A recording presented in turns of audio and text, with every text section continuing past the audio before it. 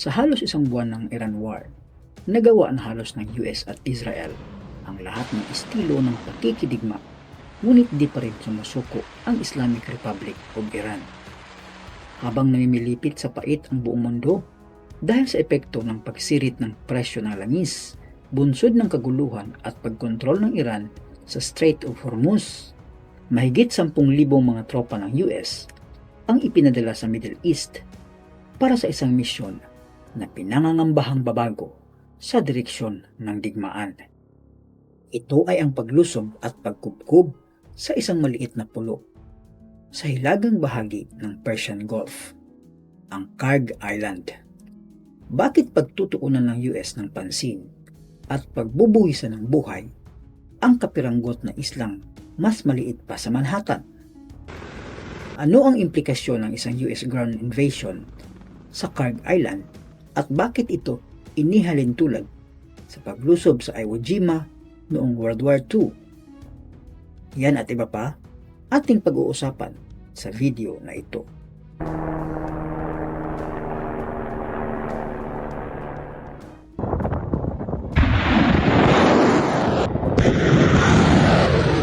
Dalawang linggo simula ng digmaan, binayo ng airstrike ng US ang Karg Island.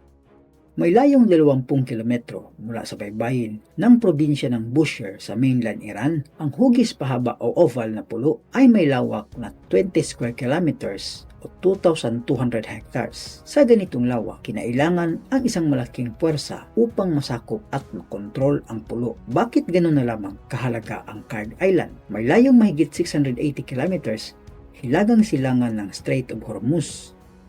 Nagmumula sa mga daungan ng Karg Island ang mahigit 90% na oil export ng Iran, ang isa sa pinakamalaking oil exporter sa buong mundo. Ibig sabihin, ang islang ito ang ATM na siyang bumubuhay sa ekonomiya ng Islamic Republic at ng kanyang 70 milyong mga mamamayan. Dahil sa kahalagahan ng isla, di katakataka kung bakit ganoon na lamang ang puot ng Iran nang bombahin ng US ang pulo noong March 13.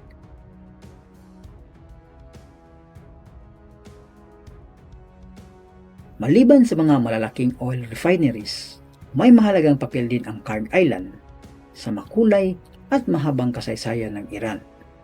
Matatagpuan sa pulo ang mga labi ng mga guho o ruins ng mga nakalipas na imperyo. Kabilang dito ang mga guho mula sa panahon ng Achaemenid Empire ni Cyrus the Great noong 500 BC. Naroon din ang mga labi ng mga guho ng unang mga Kristiyano sa Iran.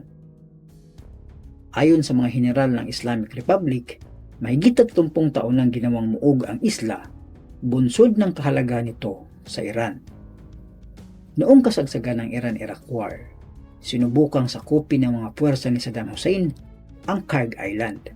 Subalit umatras na duguan at lubhang nabigo ang mga Iraqi. Nagbabala ang mga Iranian na ganyan din ang mangyayari sa Amerika kung magtangkang lusubin at sakupin ang Karg. O mas malubha pa, matapos ang pambobomba ng US sa isla noong nakarang linggo, pinalakas pa ng Iran ang depensa nito sa Karg at sa palibot ng mga isla. Ayon sa IRGC, karagdagang mga anti-personnel mine ang kanilang itinanim at inilatag sa katubigan palibot ng isla. Nagpadala din umano ng karagdagang mga tropa ang IRGC para humarap at makipagtuos sa magtatangkang mga Amerikano. Nagbanta ang general ng IRGC, si Brigadier General Ali Jahan Shahi, na pagsisisihan ng Amerika kung itutuloy dito ang isang ground offensive sa Karg Island. Kung itutuloy ng US ang pagsakop sa isla, ano kaya ang sandata ng Iran ang maghihintay sa kanila? Ayon sa report ng CNN, pinalakas pa ng Iran ang depensa sa Karg na binansagan ding Forbidden Island sa kabila ng pambobomba ng Amerika sa isla. Maliban sa mga sundalo ng Iranian Army at IRGC, dinagdagan din ang anti-aircraft defense capability ng pulo gamit ang mga portable na manpad o isang uri ng anti-air guided missile na pwedeng paputukin ng isang tao lamang. Naglatag din ng mga bombang mina ang Iran maging sa mga baybayin kung saan posibleng lulunsad ang amphibious assault ng US. Habang patuloy ang pagsisikap na magkaroon ng ceasefire, sinasabing di isinasantabi ng US ang posibilidad ng ground invasion. Sa katunayan, nagsimula ng pumosisyon ang halos 10,000 mga sundalo, marines at mga sailors para madaling i-deploy kung kinakailangan. Kabilang sa mga pinaghanda ay ang 82nd Airborne Division at kanyang mahigit 1,000 mga sundalo.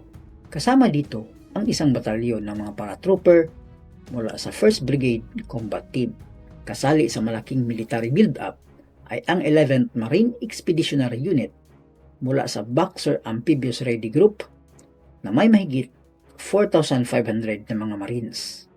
Isa pang MEU at ang Amphibious Assault Ship na USS Tripoli mula naman sa Okinawa, Japan ang tumungo sa Middle East para sa posibleng pagpapaigting pa ng operasyon laban sa Iran. Nitong Huwebes, tila buo na ang desisyon ni Trump na ipagpatuloy ang mas matinding digmaan laban sa Iran. Ito'y matapos walang napagkasunduan ang mga negosyador ng Washington at Tehran sa kanilang didiriktang pag-uusap. Nagbabala si Trump na mas matinding dagok pa ang kakaharapin ng Iran. Pero nagbabala rin ang mga aliado ng Amerika sa Middle East sa pinsala at implikasyon ng posibleng paglusob sa Kurd.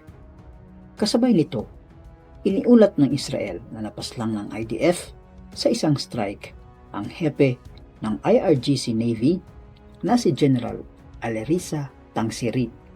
Ayon sa report, nasawi si Tangsiri at ilan sa kanyang mga tauhan nang bombahin ng IDF ang lungga nito sa Bandar Abbas. Bago siya na-target ng Israel, nagyabang pa si Tangsiri na mabibigo lamang ang Amerika kung susubukin ito na sakupin ang Kurd Island.